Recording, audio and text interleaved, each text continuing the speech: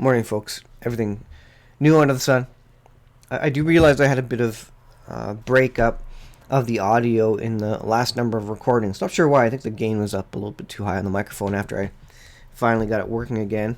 After the kerfuffle I had a couple days ago. Hopefully this is going to be some better audio. I turned the gain down a wee bit. I want to speak to you about breaking news out of Israel and some concerns because obviously wars and rumors of wars are some of the biggest items in last days Bible prophecy. We're not only in the last days, we're in the last minutes of the last day. The time of man on earth is about 6 days or 6,000 years. A day to the Lord is 1,000 years, and 1,000 years is as a day. And we're in the 6th day since creation. We're at the very end of the 6th day. We are approaching the year 6,000, and I think the year 6,000 hits about the year 2028. And that's because the Gregorian calendar isn't, it's not actually based off, it's technically based off the birth of Christ, but scholars agree, historians agree that it's even off by 3, 4, 5 years. Indeed, that Christ actually was born a few years prior to the start of the Gregorian. Not only that, I think God's timeline, I think his countdown for the last 2 days started at the death of Christ, because that is a big milestone event that has occurred. And that's very arguably the most important time in all of history, basically, the death of Jesus Christ on the cross. And that happened about 2,000 years ago. If you think that he died around age 30, 33 there, and I have a whole video about it. I'll have to go back and repost that. But if the kickoff to the last 2 days, last 2,000 years of the history of man, starts when Christ dies on the cross for our sins, because, like I said, that's arguably the most important milestone in the Bible ever, then that puts the 6,000 years ending in about the year 2028, somewhere plus or minus a couple of years in there. Could be more, could be less, but again, the Gregorian is off a number of years already because of the birth of Christ. And not only that, the birth of Christ isn't the important thing to key the Gregorian off of. Rather, it would be the death of Christ, because, like I said, that's a big milestone. So wars and rumors of wars these are things that are happening in the last days. These are important things. This article is from debka.com. And this is the most significant one. I'm going to flip over to this one. This is jewsnews.co.il. This is from July 13th. All-out war. Iranian general says Islamic forces are waiting orders to eradicate Israel. Now, I've spoken of these headlines before. This keeps coming up. An international Islamic army has formed on Israel's border with Syria and is awaiting orders to attack the Jewish state. This is according to a speech given by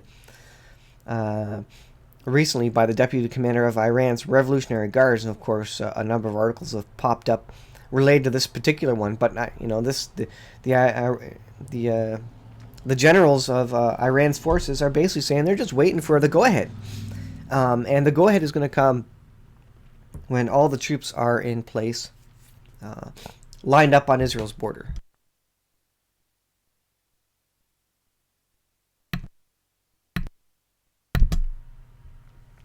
All right, it was just muted for a second there. So it's going to come when they're ready, basically. When the government, when the Ayatollah Khomeini, whomever, when the coalition, when the allies say, the time is ready to strike Israel, well, that's what they're going to do. So the generals are basically admitting that they're just waiting for the go-ahead. All things are ready. They're ready to go. They don't need anything more. They're ready to march on Israel and trying to push Israel into the sea.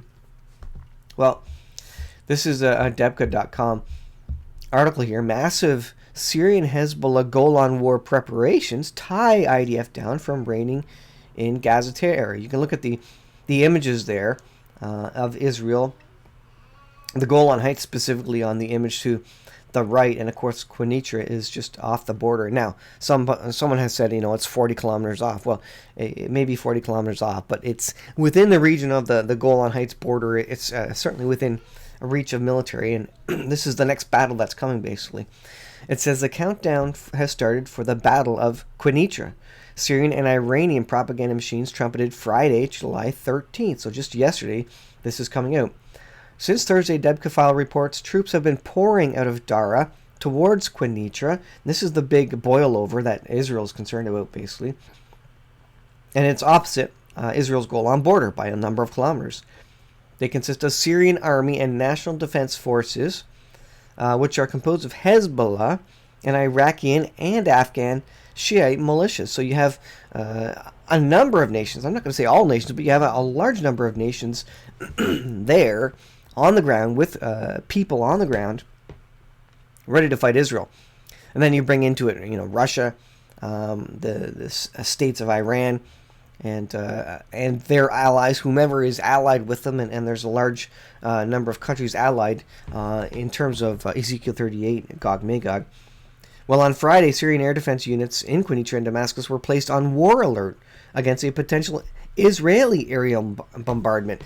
So it sounds like there's intelligence to the suggestion that Israel is going to launch a preemptive offensive against these cities, and so Syrian air defenses were on the ready for that, and probably there's intelligence coming from Russia, no doubt, about this, because Russia has an idea as to what Israel's going to do. They can see troop movements with their satellites, etc. I don't think Bashar Assad has any of that technology, so I think they're relying heavily on probably Russia, Iran, to tell them what's going on and to get ready for it. Well, Friday night, Hamas shot 31 rockets into Israel amid 2 Israeli Air Force strikes in Gaza. Another straw in the winds of war came Friday from Ali Akbar Velayati, Iranian Supreme Leader Ayatollah Ali Khamenei's advisor on external affairs. He says, "We will immediately leave if Iraq and Syrian governments want it, not because of Israel and Americans' pressure." So that's in response to basically getting out of Syria. Tehran has therefore welded together its Syrian and Iraqi policies and made them interdependent. He went on to say, "We will counter Americans powerfully." And of course, there's a buildup of U.S. and Israeli military might in the region as they're doing drills and getting ready for apparently some assaults. We'll see what comes of this. I think the Western nations, I think the U.S. is ripe for something that takes them out of the picture in the Middle East, and that will precipitate, that will allow the floodwaters to flood in and initiate Bible prophecy and catapult us into Bible prophecy. If an economic collapse happens, U.S. is no longer willing or able, either one or both, to assist Israel militarily, which they are backing Israel right now strongly. Like I say, I think that catapults us into end-time Bible prophecy, and boy, things are really going to start happening fast as soon as that economic collapse occurs. But right now, U.S. is still in the picture. For the Iranian regime, the U.S. and Israel are interchangeable. It's a great Satan and a little Satan for Iran, basically. Since Iraqi militias are fighting with the Syrian army in southwestern province of Dara and are scheduled to move with them on the Quneitra, a decision to oust Iran and its proxies from Syria rests not only with Damascus and Tehran, but also with Baghdad, so Iraq. It says, by this step, Iran has blocked projected deals for the removal of Iranian military and proxy presence from Syria that Trump and Vladimir Putin may seek to transact at their Helsinki summit July 16th. So Iran is basically putting its feet firmly on ground, saying, there's no negotiation here. We are in Syria and effectively on Israeli, not effectively, but they are on Israel's doorstep. Israel faces an increasingly heavy price for failing to disrupt Hezbollah's insertion into the Syrian war in 2013. This action opened the door to Iran to come in, basically. The IDF will have to take on this powerful force in Quneitra to hold it back from the Golan border. So Israel hasn't cleaned out the enemies on its borders. That means the enemies are gaining strength, they're gaining in numbers, they're gaining in power, and they're gaining in alliance strength in terms of countries supporting them. So Israel's going to have a large battle, and that's why they're overcome. So now you can see the progression as Israel doesn't effectively enough take out enemies on its borders. They're gaining strength, gaining in numbers, gaining in money, and gaining in support from large state actors like Russia, that they're going to be overwhelmed. And exactly that's what happens in Ezekiel 38. They're overwhelmed. That's when God has to actually come and backstop Israel effectively when they're being pushed back by Gog Magog, and forces are overwhelming them. Well, all these moves portend the launching of the Quneitra offensive in the next 48 hours, before or during the Trump-Putin summit. Syrian, Iranian, and Hezbollah leaders will not hang around and wait for the outcome like Israel as a result of the Israeli government's passive stance. The IDF is facing active warfare on two major fronts. So now they're having battles all around their borders, basically. Netanyahu and Lieberman committed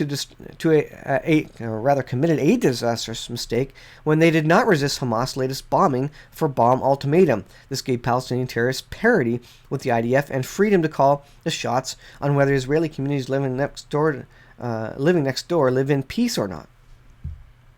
So this goes on, and so they have enemies on their borders. They didn't fully deal with them, and the forces are increasing. We're getting very close to a time where the offensive actually ends up pushing Israel back, but Israel will see some gains. Israel's gonna launch a larger strike here. Israel's probably going to clean out some of the nations around them, Psalm 83. Israel's probably going to launch a Damascus strike, which wipes out Damascus. And then that could be part of the hooks in the jaw to Russia, Gog Magog, to march on Israel, saying, okay, you can't do that in Syria because we have allies, we have agreements with Iran, so now we're going to march on you. And all during this time, Western nations are not really part of end-time Bible prophecy, not mentioned at the very least. And I think an economic collapse happens, and that's imminent if you look at stuff going on in the stock market right now. And then you have God's power, which is going to show the world that he is still in control in Israel, and he's going to miraculously wipe out the airstrikes from the invasion of Gog Magog.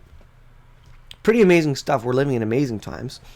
Bible prophecy is coming to pass. Not only are we short on time in terms of 6,000 years of man, but the 7-year tribulation happens prior to that, most would agree, prior to the second coming of Christ. And that means we're probably less than 3 years, 3 years or less than 3 years to the start of the 7-year tribulation, which means these battles can start at any time now, because the Antichrist is going to come in after these or in the middle of these and say, peace, peace, and say, I have peace, I can make peace. And he's going to implement a new world order and a mark of the beast system. The new world order makes sense because you can bring peace maybe to the world if you can agree, get all nations to agree to come together. But why a new monetary system? Is it possible that the new monetary system is being brought into position because while all these wars were happening that the Antichrist had to bring peace to, the economy also collapsed, which is why no Western nations are involved in Bible prophecy. I think that's exactly why. And so he has to fix two things, the world economy and the wars and rumors of wars in the Middle East. And he does. And that answers the question as to where are Western nations in the Bible, and also the timing as it relates to things happening prior to the 7-year tribulation, which this is the buildup. We are at the precipice. We are looking over the cliff here. Times are very close. I hope you know Jesus Christ as your Lord and Savior. The Lord's return is near, and these battles in Israel speak to how close this event is, and I think what needs to happen just prior to the major wars kicking off is the economic collapse. And if you're looking at the economy, which I haven't done a ton of videos on, I need to do another more dedicated video on the economic situation, but it's dire.